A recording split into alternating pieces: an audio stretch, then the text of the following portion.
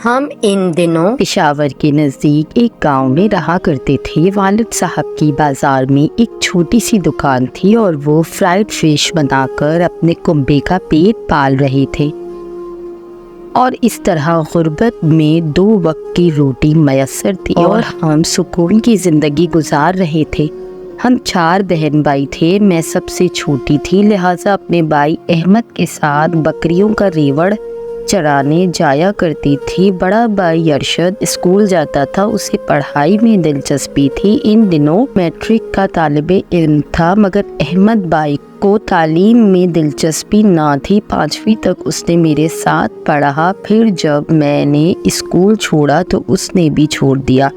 میرا یہ بھائی لاابالی اور شروع سے اپنی آرزوؤں کا غلام تھا۔ جب وہ بڑا ہوا تو زیادہ خودسر ہو گیا، نتائج کی پرواہ کیے بغیر وہ کام کر دیتا، اس وجہ سے معمولی باتوں پر اس کا محلے کے لڑکوں سے جھگڑا ہو جاتا۔ محلے دار میرے والد صاحب کی عزت کرتے تھے، ان کے کہنے سننے پر درگزر کر جاتے اور احمد کو معافی مل جاتی تھی۔ ہماری بکریوں کا ریوڑ خاصا بڑا تھا، اکثر میرا چھوٹا بھائی ہی بکریاں چرایا کرتا تھا۔ ایک روز بھائی بکریاں چرانے گیا، اماں نے مجھے کچھ پہاڑی جڑی بوٹی لانے کو کہا تو میں ٹوکری لے کر ان کے ساتھ ہی ہو لی۔ ہم جب گھاٹی کی چراہ کے پاس گئے تو وہاں بھائی کو دوست مل گیا، وہ بھی اپنی بکریوں کے ریوڑ کے ساتھ تھے۔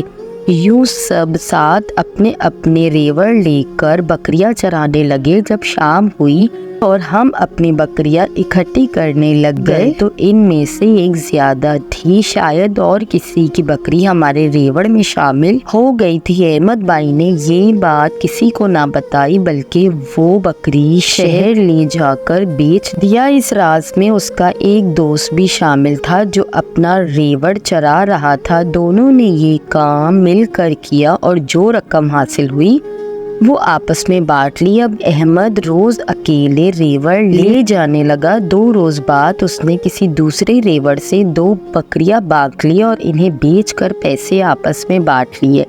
پھر اس چوری کا انہیں ایسا مزہ لگا کہ اب اس نے اپنے دوستوں کے ساتھ باقاعدہ پروگرام بنایا کہ زمیندار کی بیڑیاں اور بکریاں چرائیں گے، کیونکہ اس کا ریوڑ بہت بڑا ہے اور ان کو پتہ نہیں چلے گا۔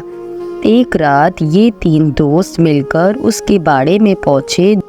2 نے پہرا دیا اور تیسرے نے بیڑے باندھ کی تاکہ باڑے سے نکال کر باہر لے جائے۔ محافظ وہاں قریب سو رہا تھا، اس کی لڑکی بھی دوسری چارپائی پر سو رہی تھی۔ اتفاق کہ اس لڑکی کی آنکھ کھل گئی، اس نے شور مچا دیا، لیکن یہ لوگ باغ نکلنے میں کامیاب ہو گئے۔ محافظ کی بھی آنکھ کھل گئی، اس نے زمیندار کے نوکروں کو ساتھ لیا اور واردات کو آنے والوں کے قدموں کے نشانات کی تاب لگاتے ہوئے ہمارے گھر تک بھی پہنچ گئے۔ انہوں نے 3 لڑکوں پکڑ لیا اور خوب مارا۔ بھائی کے دونوں ساتھیوں نے تو محافظ کے پیر پکڑ کر معافی مانگی اور اپنی جان چھڑا لی، مگر بھائی انکاری ہی رہا کہ وہ باڑے کی طرف چوری کی غرض سے گیا ہی نہ تھا۔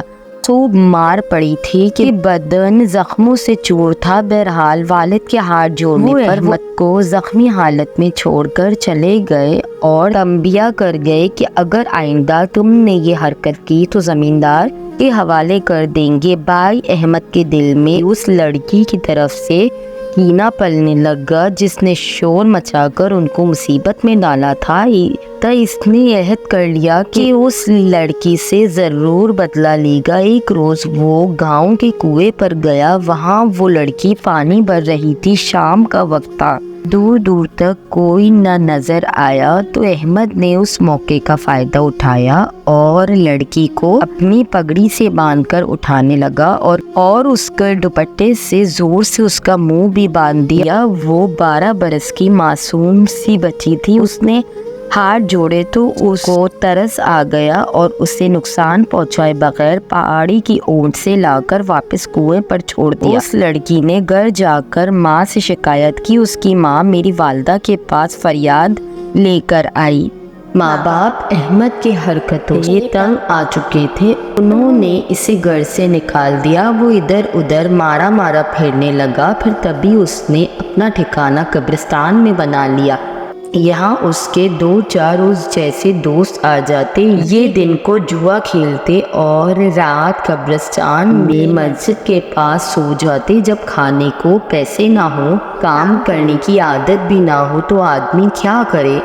احمد کو نئی ترتیب سوجھی، وہ قبرستان کا رکھوالا بن گیا، لوگوں سے پیسے لے کر ان کے مرحوم رشتہ داروں کی قبریں ٹھیک کر دیتا، اور جب گاؤں میں کوئی میت ہو جاتی تو لوگ قبر کے لیے اس سے رابطہ کرتے، یہ کچھ پیسے لے کر ان کو قبر کے لیے جگہ دے دیتا۔ والد اور بڑے بھائی نے اسے واپس لانے کی بہت کوشش لیکن اس نے انکار کر دیا۔ ایک دن وہ گاؤں سے قبرستان کی طرف لوٹ رہا تھا، اس نے دور سے دیکھا کہ قبرستان میں آگ لگ گئی ہے، سوچا کہ یہ آگ کسی دشمن نے لگائی ہوگی۔ قریب پہنچا تو آگ ایک دم سے غائب ہو گئی۔ احمد حیران ہوا کہ یہ کیا ماجرا ہے۔ اس روز پہلی بار اسے تلاوت قرآن پاک کا خیال آیا۔ وہ مضبوط اعصاب کا مالک تھا اور زندگی میں کبھی کسی سے ڈرا نہ تھا، مگر وہ تمام رات اس نے ڈرتے ہوئے جاگ کر گزار دی۔ آدھی رات کے بعد آنکھ لگ گئی تو خواب میں محافظ کی اسی لڑکی کو دیکھا۔ وہ خواب میں اسے کہہ رہی تھی کہ تمہاری یہ نیکی تمہارے کام آئے گی۔ دوسرے روز صبح اس نے اس قبر کو جا کر دیکھا جہاں سے آئی ہوئی دکھائی دی تھی۔ وہ گاؤں کے ایک ایسے شخص کی قبر تھی جو سود کا کاروبار کرتا تھا اور ضرورت مندوں کو سود پر قرضہ دیا کرتا تھا۔ احمد کے دل میں بڑی دہشت آئی، اس کے بعد اس نے قبرستان میں رہنا چھوڑ دیا۔ وہ گھر آ گیا اور اس واقعے کا ذکر والدہ سے کر کے کہا کہ اب مجھے گاؤں میں رہنے اور گھاٹیوں کی طرف جانے سے خوف آتا ہے، میرا جی چاہتا ہے کہ ہم گاؤں چھوڑ کر شہر جا بسیں۔ ایسا فوری طور پر کرنا ممکن نہ تھا، لیکن کچھ عرصے بعد ہی ایسے اعصاب بن گئے۔ بڑے بھائی نے ایسے کر لیا تو اس سے والد کے دوست کی توسط سے ایک مل میں ملازمت مل گئی۔ ارشد بھائی کو وہاں رہنے کو کوارٹر بھی مل گیا تو بھائی نے ہمیں مجبور کیا کہ ہم سب وہاں ہی رہائش پذیر ہو جاتے ہیں جہاں پر شوگر مل واقع تھی۔ والد صاحب بھی غربت کے دیو سے لڑتے لڑتے تھک چکے تھے۔ گاؤں کے ڈھابے پر فرائیڈ فش کی فروخت سے اتنی آمدنی نہ ہو رہی تھی کہ کچھ رقم پس انداز کر سکتے۔ ارشد بھائی کو بھی اکیلے اتنی دور بھیجنا نہ چاہتے تھے۔ جب کوارٹر ملنے کی خوشخبری سنی تو کل مکانی پر آمادہ ہو گئے۔ غربت کی زندگی واقعی بڑا عذاب ہوتی ہے۔ ہم مدتوں سے یہ عذاب برداشت کرتے رہے تھے۔ میں، امی اور بہنیں روکھی سوکھی کھاتے اور اچھے دنوں کی امید میں جی رہے تھے۔ ہمارے بڑے بھائی کی تو نوکری لگ گئی مگر چھوٹا آوارہ گرد ہو چکا تھا۔ تبھی والد نے سوچا شاید گاؤں چھوڑ دینے سے یہ اپنے جواری اور نکمے دوستوں سے دور ہو جائے تو سیدھے راستے پر آ جائے گا اور وہاں مل میں ہی کسی کام میں لگ جائے گا تو اس زندگی کو بھی سیدھا راستہ مل جائے گا، چاہے انسان شہر بدل لے یا گاؤں۔ آوارہ مزاج لوگوں کو ہر جگہ دوست بھی اپنے جیسے ہی مل جاتے ہیں۔ یہاں بھی جو صحبت احمد کو میسر آئی وہ گنڈوں اور چوروں جواریوں کی ہی تھی۔ ان کے ساتھ رہ کر اب وہ نشہ بھی کرنے لگا، اس کے ساتھ فلمیں دیکھنا سونے پہ سہاگا ہوا۔ ان غلط قسم کے مشاغل کے لیے جب جیب میں پھوٹی کوڑی نہ ہوتی تو اپنے نئے دوست کے ساتھ جو چوریاں کرتے تھے ان کی حرکتوں میں شامل ہو گیا اور چھوٹی موٹی چوریاں کرنے لگا۔ جو رقم ہاتھ آتی وہ نشے، جوئے یا سینما میں اڑا دیتا۔ اس کے دل میں برائی کا کوئی احساس نہ تھا اور نہ اپنے بوڑھے ماں باپ کے دکھوں کا۔ اس کے نزدیک زندگی کا کوئی مقصد نہ تھا، اگر تھا تو بس چھین جھپٹ کر کھانا اور نشے میں ڈوب جانا۔